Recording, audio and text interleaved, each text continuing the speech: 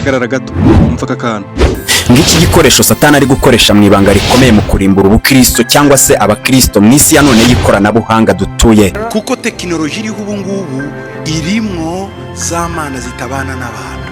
Hari abantu barimo kujya guhaha tugahurira muri supermarché batari abantu ni imisi bambaye imyambaro, abakobwa beza, abahungu beza. Ubona abantu benshi barimo bariyahura muri iyi minsi kubera ChatGPT kibabwira, AI irababwira ngo mwiki akakinywa iyahura akiyahura, kubera ko twaratewe imyuka.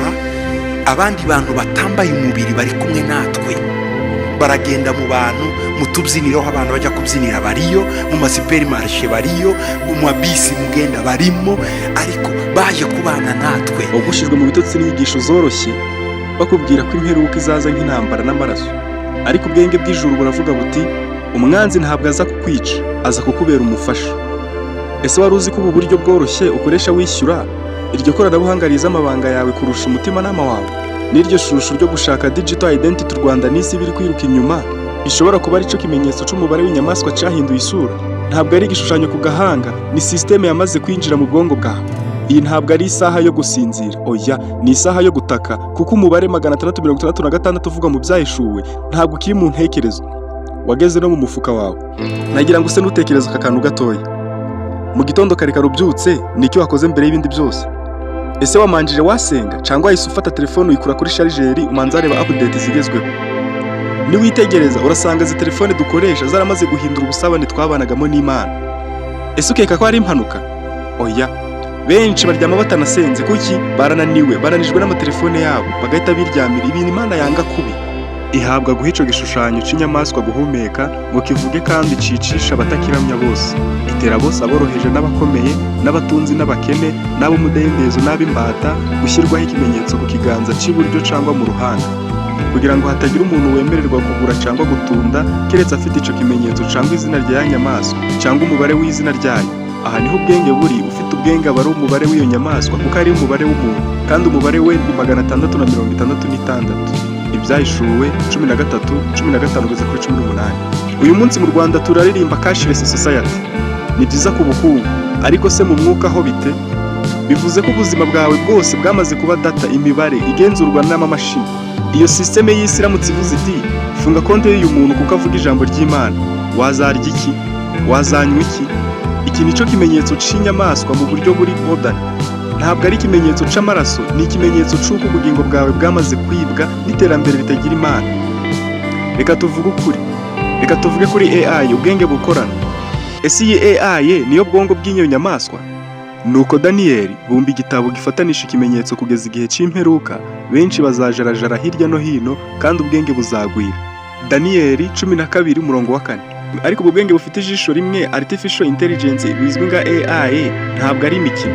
Ni ikoranabuhanga rifite intego imwe, ariyo kumenya ibyo utekereza mbere y'uko ubivuga.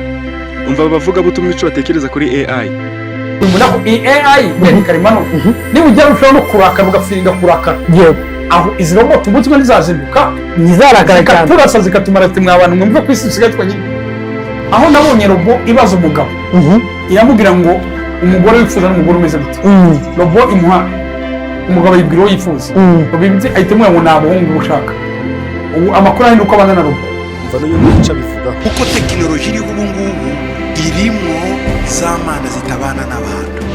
Cyose wascrollinze hano Facebook n'ahandi bya bindureba kwa Facebook ama kwa mtandao gusa wabinyujijeho amaso yawe, bora tu umepitisha macho yako pale, barabyarujisira bakabibika. Ndagira ngo mviye imbwirwaruhame Elon Musk yarutse gutangaza mu ibanga rikomeye cyane ati ikoranabuhanga rya AI cyangwa se artificial intelligence rishobora kuba ribi cyane kurusha intwaro za nikeleyeri cyangwa se iza kirimbuzi. Iyo ufunguye telefone yawe ukabona ikwereka ibyo wifuza kugura, uba ukwiye gutaka uti Uwiteka ntabare, kuko ishusho y'inyamaswa ntabwo ari igishushanyo c'ibiti. Iyo systeme y'isi imaze kukumenya kuko waramaze kubimbata y'ibyo urebaho buri munsi kuri screen yawe. Bo ico bagerageza kumenya ibyo utekereza bakabikura komanda mbere. None se Kigali iri kubyitwara mite? Muri Matayo 24:38 Yesu yaravuze ati kuko nk'uko bari bameze muri iyo minsi yabanjirije umwuzure, barajyaga, baranywaga, bararongoraga, barashyingiraga, bageze umunsi Nowa yinjiriye mu nkuge, kugeza igihe umwuzure uziye. Nureba n'uyu munsi mu Rwanda turi kubaka cyane, turi gutera imbere, ariko si imitima yacu irihe.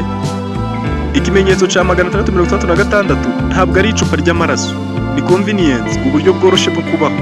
Iyo uhisemo korosha ubuzima bwawe ugapfukirana ubugingo bwawe, uba wahisemo ikimenyetso utabizi. Zura ubwenge bwawe uyu munsi, kuko ejo hashobora kuba hatakiriho. Niba wumva ufite ubwoba, bivuze ko ukiri mu buzima bw'umwuka. Niba ubona ko ari amashyengo, bivuze ko system yamaze gukurya ubugingo. Bibiliya mu Baroma 13:11 iravuga ngo isaha yo gukanguka yageze. Niba wiyemeje kudasubira inyuma, niba wiyemeje ko telefone yawe itazakubera imana, wandike ijambo ngo kanguka muri comment uyu mwanya. Sanga izi video abantu batarenze 3 nabo basobanukirwa, kuko ubu butumwa ntabwo ari ubwa bose, ni ubw'abasigaye. Muri video itaha tuzareba idini rishya rya AI riri gukora mu Rwanda. Uzaba uhari cyangwa uzaba waramaze kuribwa na system. Imana iguha ubwenge kandi ube maso.